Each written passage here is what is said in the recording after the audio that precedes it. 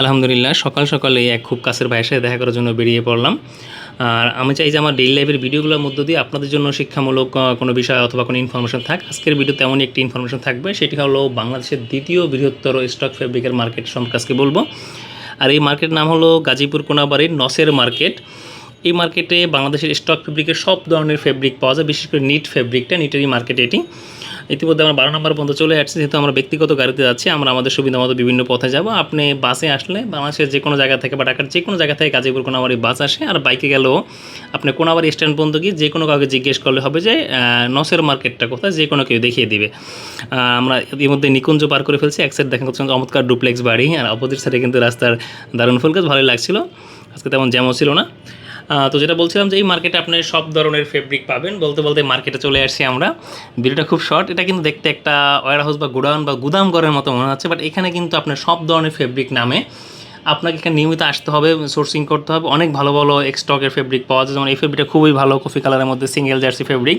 তবে আপনি যখনই মার্কেটে আসবেন, দেখে শুনে একটু এবার হাতে যাচাই বাছাই করে ফেব্রিক কেনার চেষ্টা করবেন।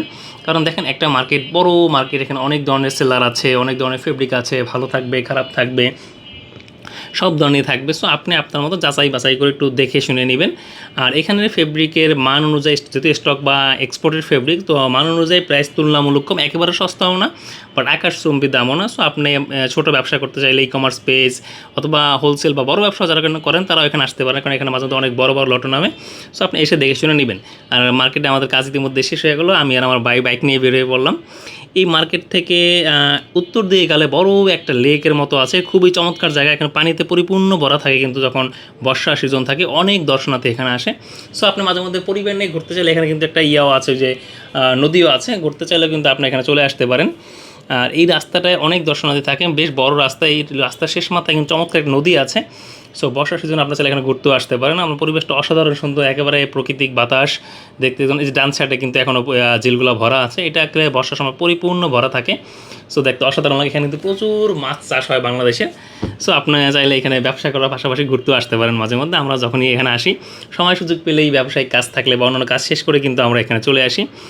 আর এটা বলতে বলতে আমরা কিন্তু প্রায় নদীর পাড়ে চলে আসলাম। এটা হচ্ছে সেই বিখ্যাত নদী, নামটা এই মুহূর্তে মনে নেই আমার, সরি ফর দ্যাট।